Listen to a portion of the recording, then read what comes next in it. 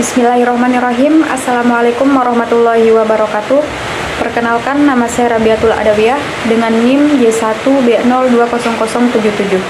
Di sini saya akan menampilkan beberapa kontribusi saya ketika mengerjakan tugas resume mata kuliah pertanian digital. Selamat menyaksikan. Yang pertama adalah saya dan anggota lainnya menentukan referensi buku yang akan diresume, di mana di sini kelompok saya memilih referensi buku keempat, yaitu Agriculture Drones, A Fishbowl Pursuit by Dr. Rahul Tyagi dan Dr. Aman Pret Kaur tahun 2019. Selanjutnya, saya dan anggota kelompok saya mencari dan mendownload buku referensi yang telah dipilih melalui Google atau Google Buku. Karena halaman buku tersebut sangat banyak, sehingga kami membagi masing-masing 1 atau 2 bab ke masing-masing anggota kelompok, dan saya mendapatkan bab 7 mengenai drones dalam pengendalian penyakit tanaman dan hama, dan bab ke-8 yaitu drone dalam estimasi dan peramalan hasil tanaman. Kemudian saya menerjemahkan bab yang saya dapatkan menggunakan link dan meresume kedua bab tersebut. Yang pertama adalah bab 7 mengenai drone dalam pengendalian penyakit tanaman dan hama. Pada bab ini ada beberapa isi yang dibahas, seperti pendahuluan, terus drone untuk mengendalikan penyakit pada tanaman pertanian. Yang ketiga, drone untuk mengendalikan hama serangan pada tanaman pertanian. Yang keempat, gambaran umum. Dan yang kelima adalah drone untuk menjaga sabuk agraria di seluruh dunia. Sebagaimana yang kita ketahui bahwa perkembangan penyakit tanaman atau serangan hama bisa lambat atau cepat tergantung pada beberapa faktor alam. Oleh karena itu, wajib untuk melacak dan memetakan perkembangan penyakit atau serangan hama jika ada di lapangan. Memang ada beberapa prosedur dan variasinya yang diterapkan petani untuk pengendalian hama atau penyakit pada tanaman. Yang terbaru dan yang semakin populer adalah penggunaan drone pertanian untuk mengintai tanaman dari udara untuk serangan penyakit dan hama. Bahasan kedua dari bab ke-7 ini adalah drone untuk pengendalian penyakit pada tanaman pertanian. Bahasan ini juga terdiri dari beberapa sub. Yang pertama yaitu drone untuk membantu deteksi dan pemetaan cepat serangan penyakit tanaman. Deteksi penyakit tanaman menggunakan drone yang dilengkapi dengan sensor multispektral dan fasilitas untuk menangkap propagul. Penyebab penyakit adalah kemungkinan yang jelas. Ini akan membantu kita dalam memahami epidemiologi penyakit tanaman dengan lebih baik. Drone benar-benar memungkinkan penyuluh untuk melakukan survei penyakit dengan cepat dan tanpa pengambilan sampel yang membosankan dari seluruh tanaman, daun, atau polongannya. Subbab yang kedua adalah drone dalam pengendalian penyakit tanaman. Drone dengan fasilitas untuk bidikan close up dan citra multispektral tampaknya lebih baik daripada yang lain.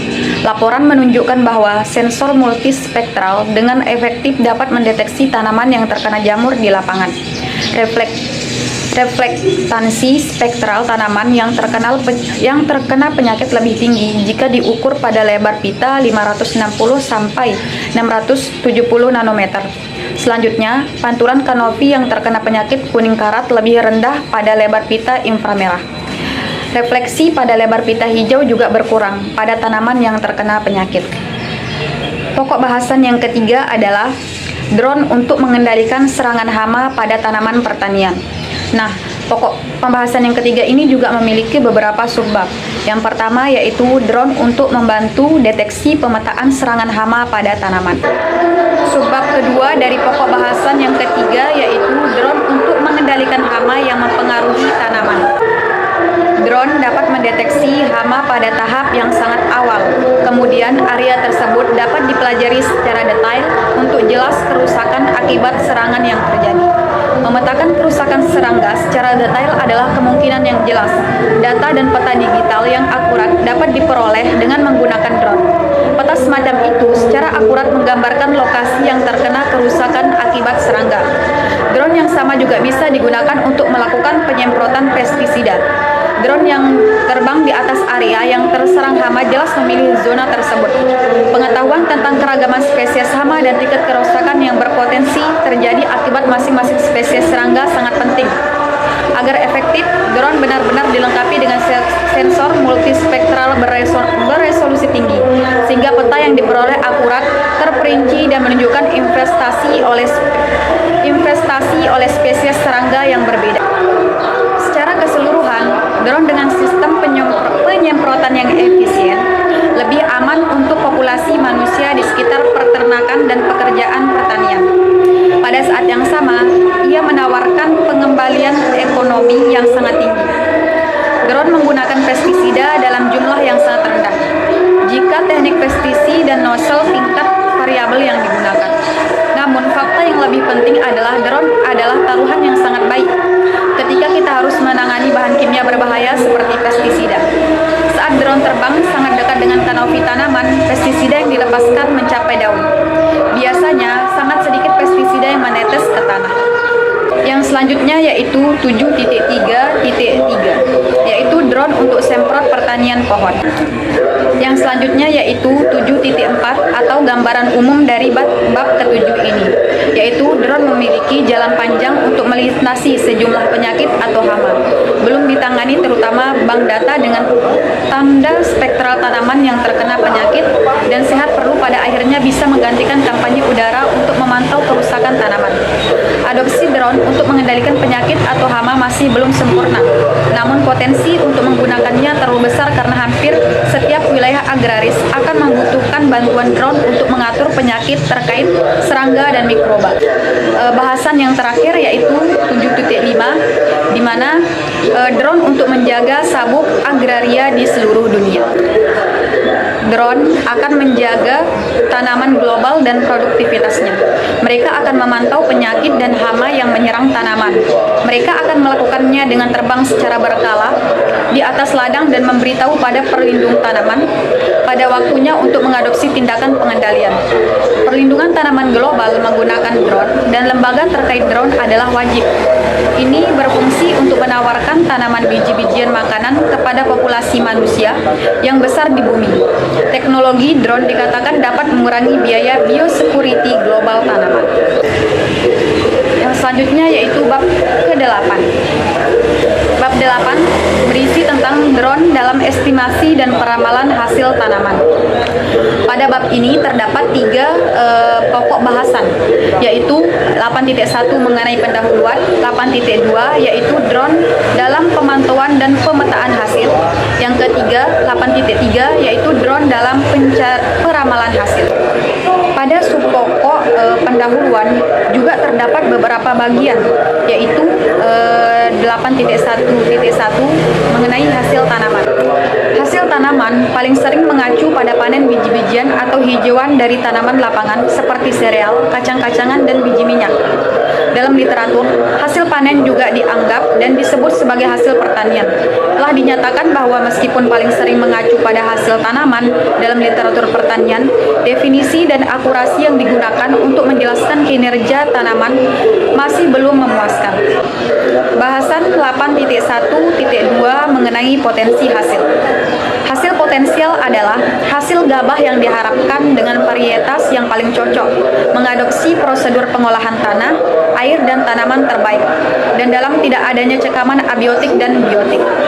Hasil potensial biasanya diukur untuk peta lahan, tetapi dapat dieksploitasi ke wilayah yang lebih luas seperti kabupaten, distrik, negara bagian, atau sabuk agraria. Pokok bahasan 8.1.3 mengenai potensi hasil genotip tanaman. Potensi hasil genotip tanaman adalah hasil gabah atau hijauan yang dipanen ketika genotip ditanam di daerah yang beradaptasi dengan baik, dan ketika unsur hara dan air tidak terbatas, tidak ada rebah, hama atau penyakit yang mempengaruhi pertumbuhan tanaman, dan pola cuaca normal. Dalam kasus pokok bahasan yang selanjutnya atau 8.1.4 mengenai respon hasil. Respon tanaman terhadap masukan yang biasa tetapi penting seperti unsur hara, air, dan perubahan lainnya sangat bervariasi. Misalnya respon genotip padi terhadap pasokan pupuk di Alfisols, Asia Tenggara. Selanjutnya yaitu 8.1.5 mengenai tujuan yield. Sasaran hasil biasanya ditetapkan oleh petani berdasarkan beberapa faktor, terutama yang berkaitan dengan kondisi topografi, tanah, dan status kesuburannya, serta pasokan pupuk. Beberapa faktor lain yang dipertimbangkan adalah cuaca musiman, khususnya kualitas dan pola curah hujan, spesies tanaman, dan genotip yang disukai, serta keuntungan ekonomi. Yang selanjutnya yaitu 8.1.6 mengenai kesenjangan hasil dan analisisnya. Kesenjangan hasil dapat didefinisikan baik secara ekonomi maupun sebagai hasil biologis seperti hijauan atau biji-bijian. Namun pada buku ini lebih memperhatikan kesenjangan hasil biologis, khususnya hasil gabah yang dapat ditingkatkan untuk menutup kesenjangan tersebut. Seperti yang dinyatakan sebelumnya, hasil yang dapat dicapai atau hasil pertanian diperoleh dengan mengadopsi input dan prosedur yang optimum secara ekonomis yang memungkinkan tingkat hasil gabah yang menguntungkan. Selanjutnya yaitu 8.1.7 mengenai perkiraan hasil. Perkiraan hasil biasanya didasarkan pada analisis sistematis data awal tentang beberapa faktor. Faktor utama yang dipertimbangkan adalah tanah dan kesuburannya, parameter cuaca musiman, dan data hasil panen sebelumnya. Pokok bahasan yang kedua atau 8.2 adalah drone dalam pemantauan dan pemetaan hasil. Pemantauan dan pemetaan hasil secara rutin menjadi mungkin setelah pemanen gabungan yang dihasilkan dilengkapi dengan fasilitas penandaan GPS. Hasil biji-bijian monitoring dan pemetaan dengan menggunakan combine harvest memiliki beberapa keunggulan. Pertama, kita bisa langsung memiliki gambaran tentang hasil gabah total dan variasi yang ditemui di lapangan. Kemudian, kita bisa membandingkannya untuk relevansi irigasi dengan hasil gabah yang dipanen. Sub 8.2 ini juga memiliki beberapa bahasan seperti 8.2.1 mengenai pengembangan peta hasil, atau pokok bahasan yang ketiga adalah 8.3 mengenai drone dalam peramalan hasil. Peramalan hasil adalah aspek penting dari pertanian. Lepas dari lokasi geografis, spesies tanaman yang dibudayakan, apakah itu pertanian kecil individu atau pertanian besar atau perusahaan pertanian komersial input tinggi. Mungkin hanya ini yang dapat saya sampaikan, lebih dan kurangnya saya mohon maaf. Wassalamualaikum warahmatullahi wabarakatuh.